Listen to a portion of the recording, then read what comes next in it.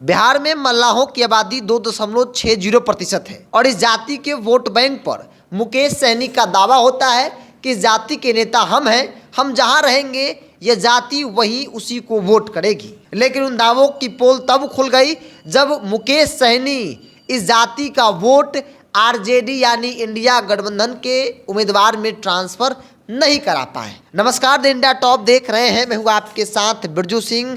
Bharatiya Janata party Nishad मल्लाह vote bank को 100% अपने पक्ष में करने की हर एक कोशिश करती रही और 2024 के लोकसभा चुनाव में बिहार के संदर्भ में काफ़ी ज़्यादा फायदा भारतीय जनता पार्टी को हुआ है, क्योंकि मुकेश सहनी इस बार इंडिया गठबंधन में थे और लोगों को ऐसा लग रहा था कि मुकेश सहनी एनडीए में नहीं है, तो ऐसे में मल्लाह एनडीए के उम्मीदवार को वोट नहीं करेगा। लेकिन हुआ इसके ठीक विपरीत। मुकेश सहनी अपने जाति का वोट इंडिया गठबंधन के नेताओं में उम्मीदवारों में ट्रांसफ़र नहीं करा पाए, जिसके कारण आरजेडी और इंडिया गठबंधन कई सीटों पर काफ़ी ज़्यादा वोटों से चुनाव हार गई। मतलब मुकेश सहनी के दावों का पोल पूरी तरीके से खुल गया। अब भाजपा को भी ऐसा लगने लगा कि मुकेश सहनी के साथ रहने से कोई फर्क जो है एनडीए गठबंधन या फिर इंडिया गठबंधन को नहीं पड़ने वाला है। ऐसे में भारतीय जनता पार्टी भी अब लगातार निषाद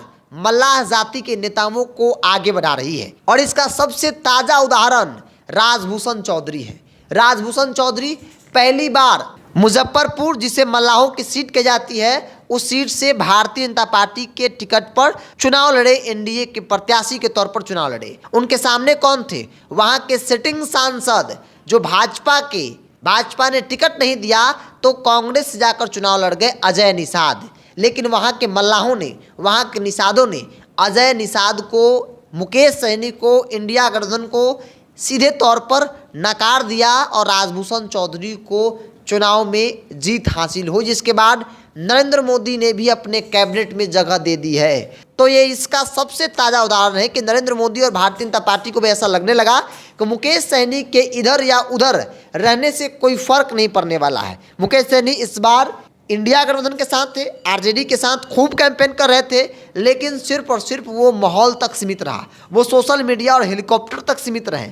वोट जो है वो इंडिया गठबंधन के उम्मीदवारों में ट्रांसफ़र मल्लाह का वोट वो नहीं करा पाए और इस बात की खुशी भारतीय जनता पार्टी के अंदर है और यही बड़ी वजह है कि भारतीय जनता पार्टी ने केंद्रीय मंत्रिमंडल में राजभूषण चौधरी को बैठाया है। क्योंकि राजनीतिक तौर पे कहा जा रहा है कि भाजपा पूरी तरीके से कॉन्फिडेंस के साथ ये कह रही है कि मल्लाह वोट भाजपा को नहीं छोड़ने वाला। क्योंकि आज की तारीख में विपरीत परिस्थिति बावजूद भी बिहार के मल्लाहों ने भारतीय जनता पार्टी को वोट किया, एनडीए गठबंधन को वोट किया, मुकेश सहनी को सीधे तौर पर नकार दिया और इसीलिए भाजपा का कॉन्फिडेंस और ज़्यादा हाई हो गया और भाजपा अब उस कॉन्फिडेंस पर काम कर रही है और इसका सबसे ताज़ा उदाहरण राजभूषण चौधरी है।